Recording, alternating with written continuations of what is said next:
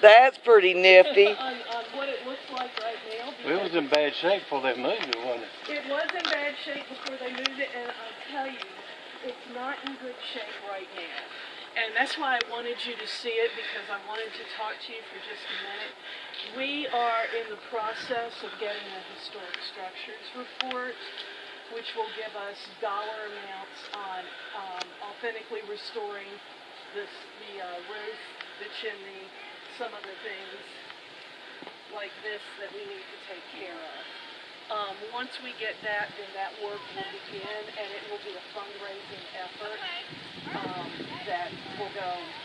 It'll go to all the descendants, it'll go to all the people in the region, because a lot of people love this cabin, and we want to keep this cabin right here. And once we get it restored, we want to start opening it on a regular basis for a lot of different things. Not only for our organization, which operates the Chester Indian,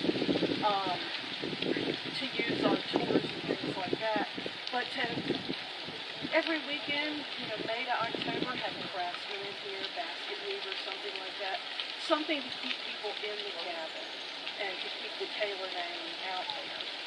So we're going to be putting a lot of time and effort into the cabin, and so I wanted you to see it so you understand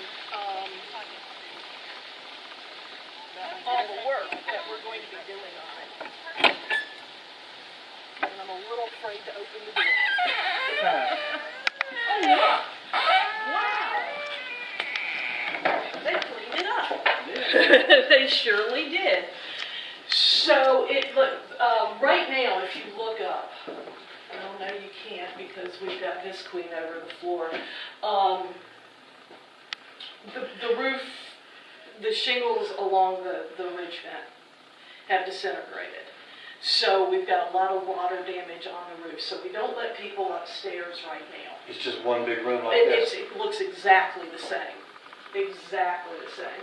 So what we're going to do is we're going to, first of all, fix, the cabin is not in that bad shape. We just need to do the roof right this time. The roof wasn't done the way it should have been done.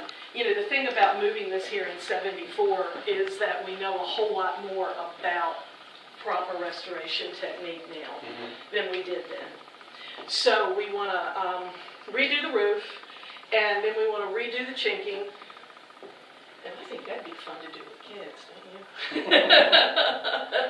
and then work on the chimney, and then start having regular programs and using the cabin on a regular basis. The thing about this cabin, I call it Jonesboro's vacuum cleaner. And the reason I call it that is if I opened anything on that side, within 5 minutes you'd have 10 people in here. I mean, this cabin, everybody loves it, and everybody wants to be inside it. And that's why it's so important. I mean, this cabin really was, what's the right word for it? It was the way Jonesboro celebrated the beginning of the restoration efforts. And so this cabin is here as a celebration of the history and the heritage and the restoration that Jonesboro has done. So we need to take good care of it, and we need to fix it up. And it hasn't had the attention that it's needed in a while, for whatever reason. But now it does. Now I've got the blessing of the town. The town owns the cabin. I've got the blessing of the town to begin working with it and restoring it. So I think we're going to see a lot of success in the next year to a year and a half in getting this cabin to be the showplace that it ought to be. But think about it. Your ancestor built this on the stage road, and he built it large enough to accommodate stage traffic, because at the time he built it, there wasn't an inn for people to stay in. And stages had to stop when it got dark because it was dangerous out there. So, I like to, particularly with kids, I like to talk about how, here's your kitchen, here's your dining room, there's your bedroom. Mr. and Mrs. Taylor and probably some older kids would have been right down there. Did they have about 13? They had, that we can find, they had 10. 10. 10. You know, a lot of the lore says 13, but that we can find there were 10. So 13 people if you count Andrew Jackson living in the house, plus taking stage traffic. So there would have been straw ticks. That may be where they got the 13. I think it was. I really think it was. Have you been to the cemetery? Like leaning down on their shoulder. Not easy to find. Not easy to A lot of find. people didn't know where it is, and we Yeah. just had to ask this person, and this person, and this person. Yeah. We finally got there, got to the rubber plant. I don't see anything. Yeah, and then what do you do? One of the employees said, well, there's a cemetery around back in Little Iron Fence. Yeah, So that's we it. went around there. So this is just one of really the few examples left in East Tennessee of quick and dirty pioneer architecture. You know, and it really would have had clapboard siding put up over these logs just as soon as Christopher Taylor could have done it, because the V-notch construction of it wasn't meant to be watertight. It was meant to provide a structure to get a roof over your head. Quickly. Yeah, exactly. So Still keep most of the elements out. exactly, yes.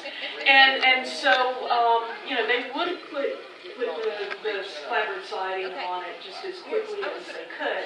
But of course, when it was moved here, the idea was log cabin, and if it had clapboard siding put back over it, it probably wouldn't have the interest from the street, the appeal from the street that it has.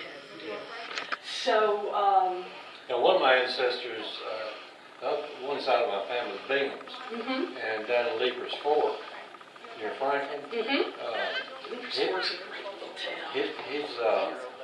his house is still there, and it's logged like this, and it was covered with clapboard. And the new owners, they're from what, England? Mm-hmm. And they were doing some remodeling. They didn't know it was, so it makes the walls about this thick I bet. with all that together. They didn't know till they Took tore off. some of the inside coverings off and found all of that. Yeah, it's beautiful. It's an absolutely beautiful structure, and it can be again. There's no doubt in my mind. We had a structural, we had a guy in here a couple of weeks ago, and he said, you know, really, structurally, you're in good shape. You're in real good shape. It's the roof. And can you imagine? I mean, this dates back to what? 1768, I think. And of course, 1974 when it was moved here, but that's pretty impressive. And, And we're still in Tennessee. Did you ever know where the original setting was?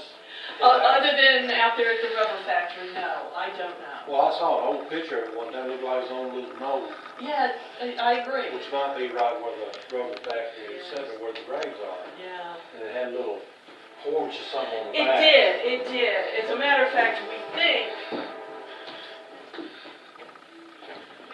that's what these notches are. You know, where things were attached. Like there. Yeah.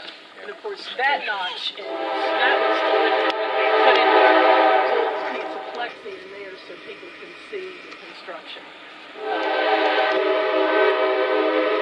Some of them along there, like the side of the nail here. Exactly. Looked like there was an L out this way in the photograph that I saw. This the photograph that I've seen is from the 1940s. So, see what I mean? Hi, how are you? Hi.